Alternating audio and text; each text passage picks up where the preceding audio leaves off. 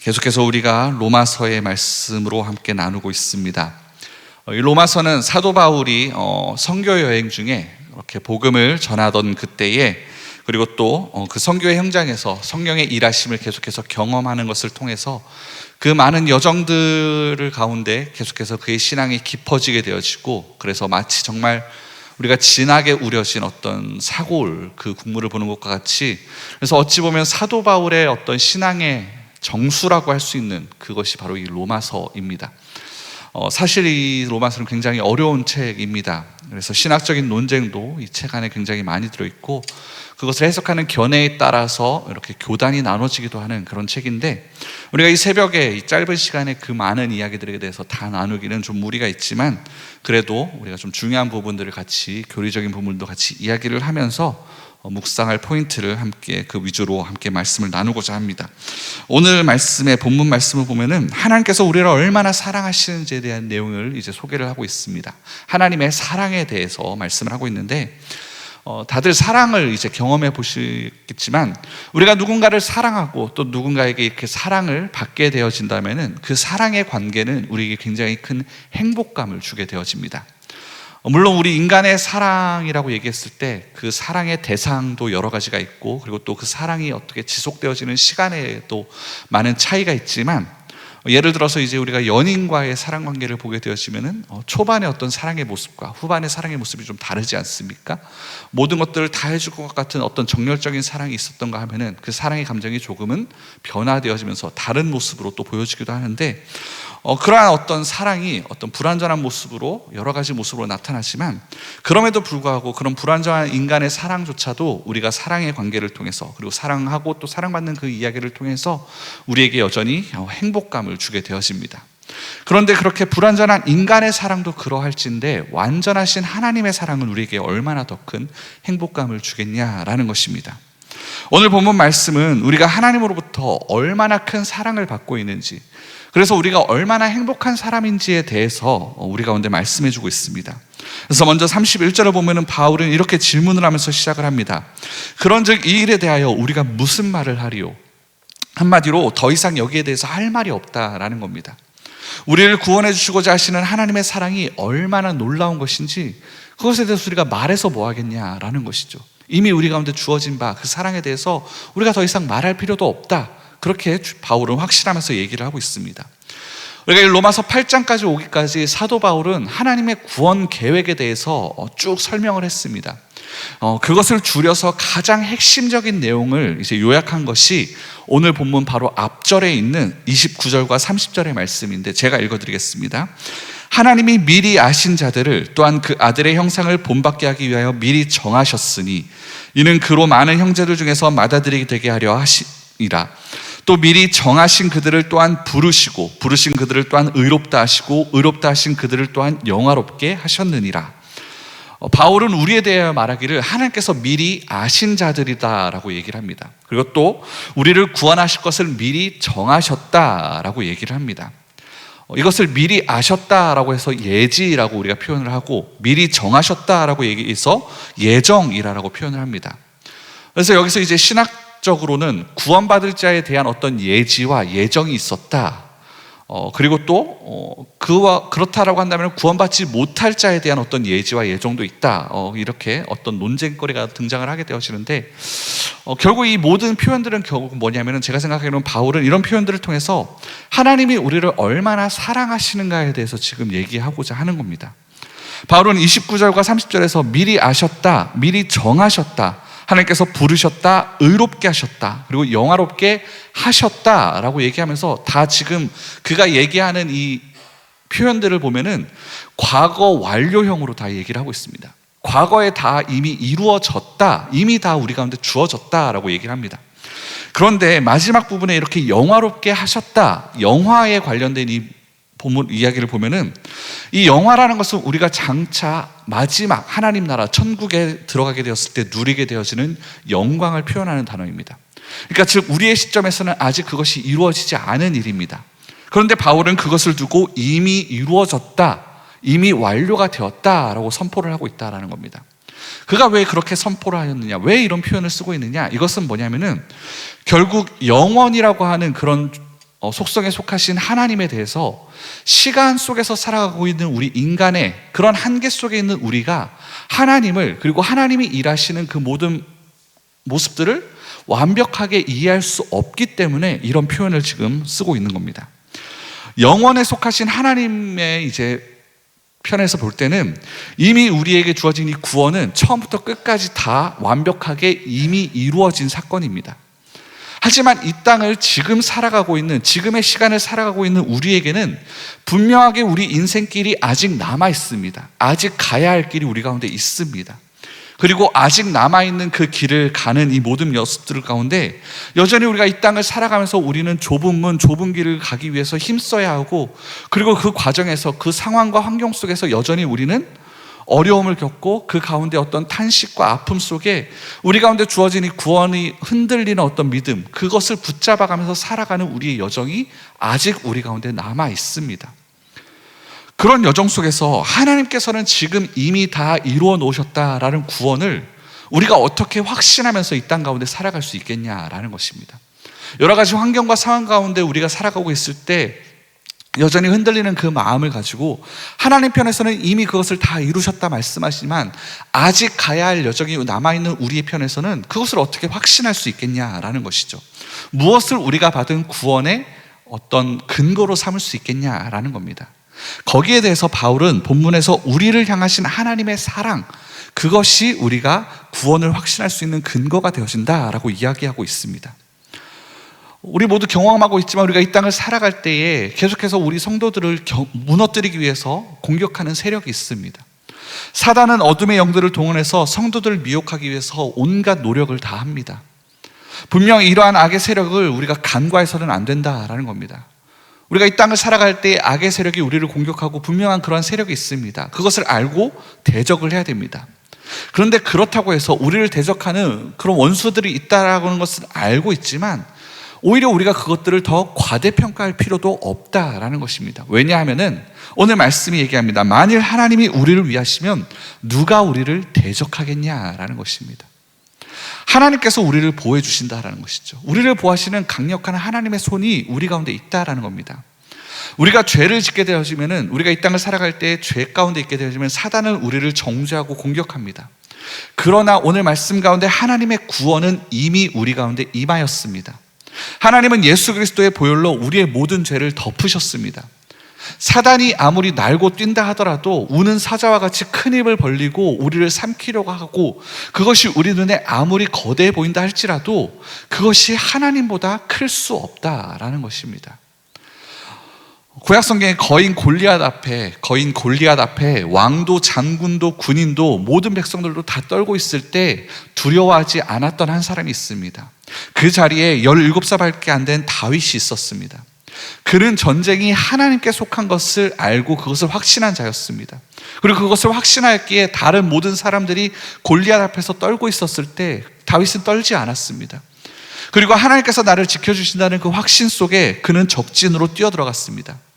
그런 다윗이 시편에서 이런 고백을 합니다. 내가 주를 의뢰하고 적군을 향해 달리며 내 하나님을 의지하고 담을 뛰어넘나이다. 다윗은 그러했다라는 것입니다.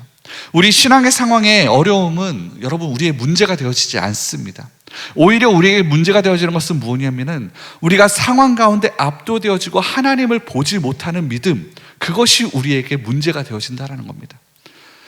상황을 앞에 두고 그것이 너무나도 어려워 보이기에 하나님을 보지 못하는 것이 우리의 신앙의 문제이지, 삶 가운데 어떤 어려움과 상황들이 닥쳐오는 것, 그것이 우리에게 문제가 되어지지 않는다라는 것입니다. 우리를 구원하고 우리를 위해 기도해 주시는 분은 하늘과 땅 그리고 그 모든 것에 권세를 가지신 분이십니다. 그 하나님이 세상 끝날 때까지 우리와 함께 계신다면 누가 우리를 대적할 수 있겠냐라는 것입니다. 이것을 확신하시면서 여러분 살아가실 때 담대하시기를 주님의 이름으로 축원을 드립니다. 오늘 하루 그 담대함을 가지고 세상 가운데 나아갈 수 있기를 주님의 이름으로 축원을 드립니다. 그런데 또 바울은 그러한 하나님께서 우리를 위해서 적극적으로 일하신다라고도 말씀을 합니다. 자기 아들을 아끼지 아니하시고 우리 모든 사람을 위하여 내주시니가 어찌 그 아들과 함께 모든 것을 우리에게 주시지 아니하시겠느냐. 이 온 우주에서 예수님보다 가치 있는 것은 존재하지 않습니다. 그런데 하나님께 있어서도 가장 가치 있는 그 좋은 예수님을, 그 독생자를 우리에게 아끼지 않고 주님께서 주셨습니다. 그러한다라면은 그보다 못한 우주에 속한 모든 것들을 당연히 주실 수 있지 않겠냐라는 것입니다. 주님께서는 당연히 주신다라는 것이죠. 우리는 이 땅을 살아갈 때 우리가 사랑하는 자녀들을 위해서 좋은 것을 주기에 인색하지 않습니다. 또 우리는 우리가 사랑하는 사람을 위해서 나를 희생하는 것을 어려워하지 않습니다. 나의 것을 포기하는 것을 기꺼이 합니다. 사랑하는 대상을 위해서 우리는 나를 포기하면서 살아갈 때가 있습니다. 사람도 사랑하는 위해서 그러할진데 사랑의 본체이신 하나님은 어떠하시겠냐라는 것입니다. 하나님도 우리를 위하여 자기 자신이 가지신 모든 것들을 아끼지 않으셨습니다. 내어주기를 원하시고 또 그렇게 하셨다라는 것입니다. 우리가 이 땅을 살아갈 때 죄를 지었을 때 우리를 고발하는 것이 있습니다. 율법과 우리의 양심과 다른 사람들, 그리고 사탄이 우리를 정죄하고 우리를 고발합니다. 그러한 중에서도 가장 흉악한 고발자는 우리를 참소하는 마귀일 것입니다. 마귀는 양심과 다른 사람들을 통해서 우리를 정죄하면서 너는 죄를 지었으니까 구원받기는 틀렸다, 그렇게 우리를 고발하고 공격을 합니다. 그러나 성경 말씀은 예수 그리스도를 통해서 우리는 그렇게 고발당하지 않게 되었다라고 분명하게 선포하고 있습니다. 그 보혈이 우리 죄를 씻어주었기 때문에 그 고발로부터 우리는 자유롭다, 성경은 선포합니다. 하나님은 당신께 가장 귀한 예수 그리스도를 그렇게 십자가에 못 박아 돌아가시게 만드시면서 죄인들의 모든 값을 주님께서 대신 지불해 주셨고, 그것을 믿는 모든 성도들을 의롭다라고 주님께서 칭해 주셨습니다. 고발당하지 않아도 된다, 그 고발과 아무런 상관이 없다, 너는 의롭다라고 주님께서 정해 주셨습니다. 그러므로 사단이 더 이상 성도들을 고발할 수 없다라는 겁니다. 사탄이 어찌할 수 없다라는 겁니다. 이 말씀은 뭐냐면은 피해를 받은 피해자가 직접 자기 값을 치르면서 고소를 취하해 주었고 합의해 줬다라는 얘기입니다. 도무지 이해가 되어지지 않는, 말도 안 되는 일이지만 그 일이 우리 가운데 일어났다라는 것이죠. 그래서 만일 사단이 계속해서 우리를 고발한다면 하나님께서는 이렇게 말씀합니다. 나도 그것을 안다. 그러나 내가 예수 그리스도를 통해서 그의 죄에 대한 값을 내가 이미 다 지불했다. 그는 그러한 그리스도를 믿었기에 나는 이미 그의 모든 죄를 용서하였고 그 죄가 없는 것으로 여겼다. 그러므로 너는 더 이상 그를 고발하지 말아라. 주님께서는 그렇게 말씀해 주신다라는 겁니다. 이것이 우리에게 주어진 구원입니다. 그래서 사도 바울은 고백합니다. 저 개인적으로는 이 부분이 성경 전체의 클라이맥스가 아닐까라고 여겨지는데 35절 이후의 본문입니다. 누가 우리를 그리스도의 사랑에서 끊으리요? 환난이나 공고나 박해나 기근이나 적신이나 위협이나 칼이랴. 바울은 성도의 구원을 방해하는 모든 도전에 대해서 지금 얘기를 합니다. 이 모든 도전들이 성도를 향한 하나님의 사랑에서 그를 끌어낼 수 없다라고 바울은 담대하게 선포합니다. 지금 바울이 말하는 환난이나 곤고나 박해나 기근, 적신, 위협, 칼, 이것들은 다 뭐냐면은 바울 본인이 선교할 때 당하고 경험했던 것들입니다. 고린도서 11장 23절과 27절에 보면은 그가 매를 맞게 되어지고 죽을 뻔하였고 돌도 맞고 40에 하나 가만 그 매를 5번이나 맞기도 하였고 파선도 당하고 바다와 강과 시내와 어떤 광야에서 어떤 온갖 위협을 당하면서 줄이고 목마르고 굶고 춥고 헐벗음 가운데 그가 있었다, 그렇게 고백을 합니다. 그런데 그 고백들이 다 오늘 이 본문에 담겨져 있는 내용입니다. 그리고 오죽했으면 오늘 본문 36절에 보면은 도살당한 양과 같다, 그렇게 지금 선포를 하고 있지 않습니까? 다른 사람은 상상도 할 수 없는 그런 고통을 예수님을 믿는다는 이유 하나만으로 그가 모두 다 당했습니다. 그런데 그런 환난과 시련이 그런 바울의 뿐만 아니라 구약시대의 그 성도들에게 뿐만 아니라 우리 성도들, 오늘날 우리에게도 당할 수 있는 일이라는 겁니다. 그런데 성경은 성도들이 이런 어려운 일을 통과할 때가 있고 그런 어려운 일을 우리 가운데 있다, 우리 가운데 그렇게 나타날 때가 있다라고 얘기합니다. 하나님을 믿는다라고 해서 그런 환난이 끊어진다라고 얘기하지 않습니다. 여전히 우리는 죄가 가득한 이 세상 가운데 살아가면서 비가 내리고 창수가 나고 바람이 불어 그 집에 부딪히는 그런 일들을 경험하면서 살아가게 되어집니다. 그러나 성경은 분명히 말씀합니다. 무너지지는 아니하나니 그 주추를 반석 위에 놓았기 때문이다 라고 주님께서 말씀해 주십니다. 그 반석이 무엇입니까? 다만 오직 끊어지지 않는 그리스도의 사랑인 줄 우리가 믿습니다.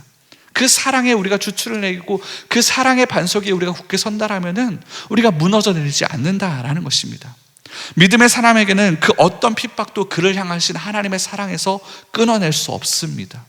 그래서 바울은 참된 성도들이 이 모든 일에 넉넉히 이길 수 있다라고 오늘 선포합니다.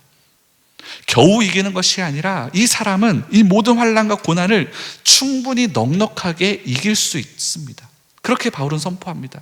하나님의 사랑이 우리를 그렇게 이끌어 가신다라는 겁니다. 이것이 오늘 바울이 내리는 결론입니다. 내가 확신하노니 사망이나 생명이나 천사들이나 권세자들이나 현재일이나 장래일이나 능력이나 높음이나 깊음이나 다른 어떤 피조물이라도 우리를 우리 주 그리스도 예수 안에 있는 하나님의 사랑에서 끊을 수 없으리라. 우리말 성경에서는 생략되어 있지만 원어 성경에서는 이 구절이 왜냐하면으로 시작합니다. 지금 바울은 성도들이 모든 시련과 어려움을 넉넉히 이길 수 있는 이유가 무엇이냐? 왜냐하면 하나님의 사랑이 있기 때문이다 라고 선포를 합니다. 하나님의 능력은, 우리 가운데 주어진 하나님의 능력은 그것이 능력이 아닙니다. 육신의 것이 능력이 아닙니다. 돈이 능력이 아닙니다. 오직 끊을 수 없는 하나님의 사랑이 능력이다. 바울은 우리 가운데 그렇게 선포하고 있습니다. 바울은 이러한 하나님의 사랑을 그리스도 안에 있는 하나님의 사랑이라고 이제 표현을 하고 있습니다. 이것은 우리 모든 성도들을 향하신 하나님의 사랑이 예수 그리스도의 중보와 그런 모든 희생을 전제로 하고 있기 때문입니다. 그래서 예수님이 복음이다라고 우리가 얘기를 하는 겁니다. 예수님이 유일한 길이라고 우리가 얘기를 하는 겁니다. 예수님이 아니고서는 이러한 하나님의 사랑을 경험할 수 없습니다. 그러니 우리는 그 예수 그리스도를 더욱더 굳게 붙잡아야 될 줄로 믿습니다. 그 예수님을 붙잡고 하나님의 사랑 가운데 믿음 뿌리를 내려야 된다라는 것입니다. 하나님은 그러한 예수 그리스도를 통해서 우리 모두를 자신의 자녀 삼아 주셨습니다. 그렇게 독생자를 내어주신 이러한 하나님의 사랑은 우리를 놓지 않으십니다. 끝까지 붙잡아 주십니다. 그 사랑으로 이미 이루신 그 승리를 우리가 기억할 수 있기를 주님의 이름으로 축원을 드립니다. 우리에게는 아직 가야 할 여정이 남아있지만 이미 이루신 그 승리를 믿음으로 붙잡으면서 평안할 수 있기를 주님의 이름으로 축원을 드립니다. 쉴 수 있기를 주님의 이름으로 축원을 드립니다. 풍랑 가운데 여러분, 복음서에 나와 있는 기록을 기억하시기 바랍니다. 풍랑 가운데 나와 함께 하시는 예수님을 여러분 바라볼 수 있기를 축원을 드립니다. 그리고 그 예수님께서 그 배 위에서 그러하셨던 것처럼 아버지 하나님의 그 사랑을 능력 삼아 고물에서 베개를 베고 주무시는 주님의 모습을 여러분 발견할 수 있기를 바랍니다. 그리고 그 주님의 초청을 들으시길 바랍니다. 내 옆에 와서 너도 누워라. 나와 함께 잠을 청하자. 나와 함께 쉬자. 그렇게 이 길을 함께 걸어가 보자 하시는 그 주님의 음성을 들을 수 있는 오늘 하루 되어지기를 주님의 이름으로 축원을 드립니다.